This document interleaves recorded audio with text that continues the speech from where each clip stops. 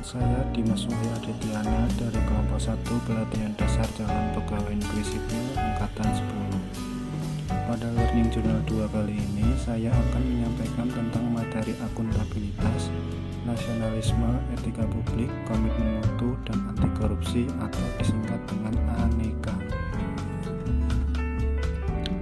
Akuntabilitas secara umum dapat diartikan sebagai permintaan pertanggungjawaban atas pemenuhan tanggung jawab yang diserahkan kepadanya. Aspek-aspek akuntabilitas. Akuntabilitas adalah sebuah hubungan yang dimaksud adalah hubungan dua pihak antara individu, kelompok, atau institusi dengan negara dan masyarakat. Pemberi kewenangan bertanggung jawab memberikan arahan yang memadai, bimbingan, dan mengalokasikan sumber daya sesuai dengan tugas dan fungsinya. Yang kedua, akuntabilitas berorientasi pada hasil. Dalam konteks ini, setiap individu, kelompok, institusi dituntut untuk bertanggung jawab dalam menjalankan tugas dan kewajibannya, serta selalu bertindak dan berupaya untuk memberikan kontribusi untuk mencapai hasil yang maksimal. Yang ketiga adalah akuntabilitas membutuhkan adanya laporan. Laporan kinerja adalah perwujudan dari akuntabilitas. Dengan memberikan laporan kinerja berarti mampu menjelaskan terhadap tindakan dan hasil yang telah dicapai oleh individu, kelompok, atau institusi, serta mampu memberikan bukti nyata dari hasil dan proses yang telah dilakukan. Yang keempat, akuntabilitas memerlukan konsekuensi. Akuntabilitas adalah kewajiban. Kewajiban menunjukkan tanggung jawab dan tanggung jawab menghasilkan konsekuensi. Konsekuensi tersebut dapat berupa penghargaan atau sanksi. Yang kelima adalah akuntabilitas memperbaiki kinerja. Tujuan utama dari akuntabilitas adalah untuk memperbaiki kinerja PNS dalam memberikan pelayanan kepada masyarakat. Dalam pendekatan akuntabilitas yang bersifat proaktif, akuntabilitas dimaknai sebagai sebuah hubungan dan proses yang direncanakan untuk mencapai tujuan yang telah ditetapkan sejak awal, penempatan sumber daya yang tepat, dan evaluasi kinerja. Akuntabilitas diperlukan untuk memenuhi tanggung jawab yang menjadi amanahnya. Amanah seorang PNS adalah menjamin terwujudnya nilai-nilai publik. Nilai-nilai publik tersebut antara lain adalah: yang pertama adalah mampu mengambil pilihan yang tepat dan benar ketika terjadi konflik kepentingan antara kepentingan publik dengan kepentingan sektor, kelompok, dan pribadi. Yang kedua, memiliki pemahaman dan kesadaran untuk menghindari dan mencegah keterlibatan PNS dalam politik praktis. Yang ketiga, memperlakukan warga negara secara sama dan adil dalam penyelenggaraan pemerintahan dan pelayanan publik. Yang keempat, menunjukkan sikap dan perilaku yang konsisten dan dapat diandalkan sebagai penyelenggara pemerintahan. Tujuan dari akuntabilitas adalah memperbaiki kinerja PNS dalam memberikan pelayanan kepada masyarakat. Akuntabilitas memiliki 5 tingkatan yang berbeda, yaitu akuntabilitas personal, akuntabilitas individu, akuntabilitas kelompok kerja, akuntabilitas organisasi, akuntabilitas stakeholder. Konteks akuntabilitas: transparansi dan akses informasi. Semua pelayanan kepada masyarakat harus secara transparan.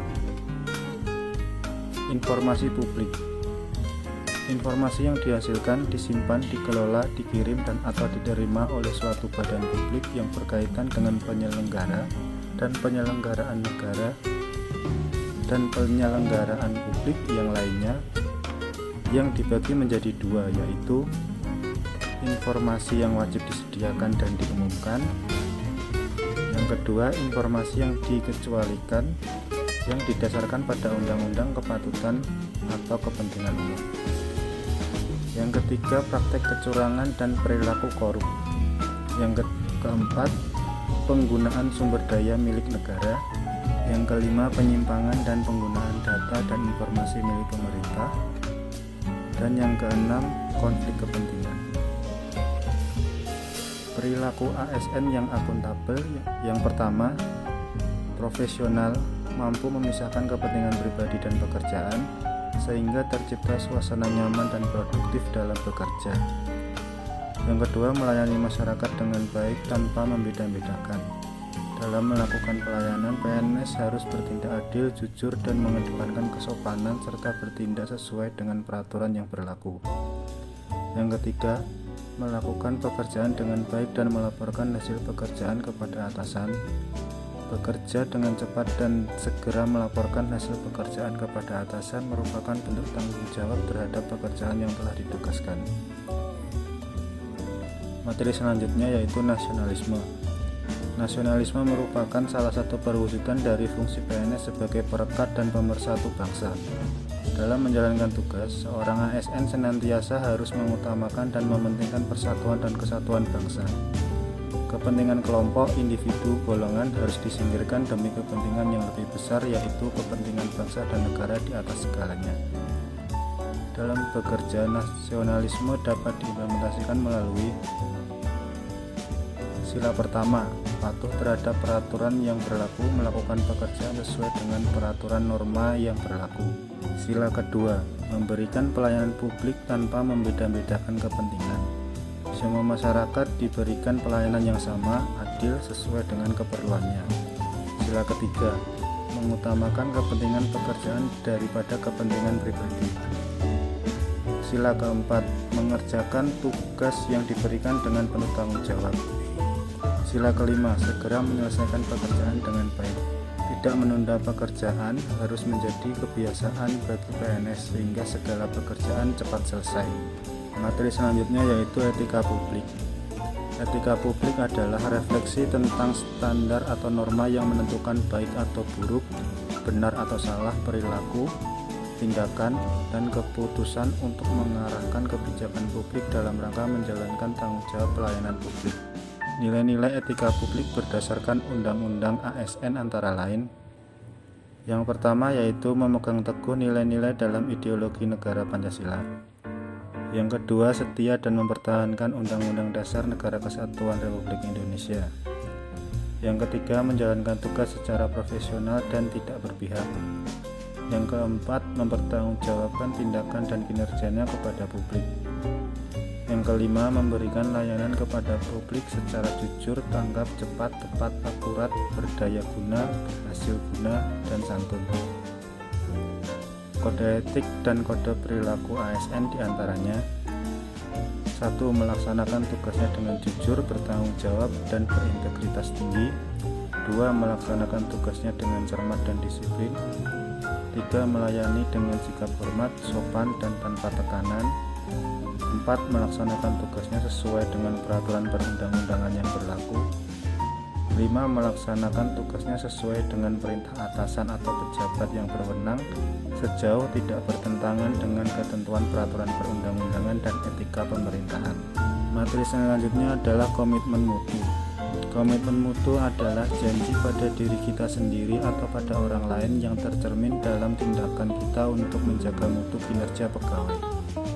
Komitmen mutu merupakan pelaksanaan pelayanan publik dengan berorientasi pada kualitas hasil dipersepsikan oleh individu terhadap produk atau jasa berupa ukuran baik atau buruk.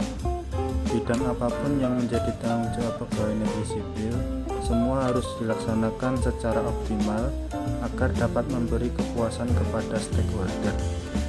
Nilai-nilai dasar komitmen mutu. Yang pertama, orientasi mutu. Yang kedua, efektif. Yang ketiga, efisien. Dan yang keempat, inovatif.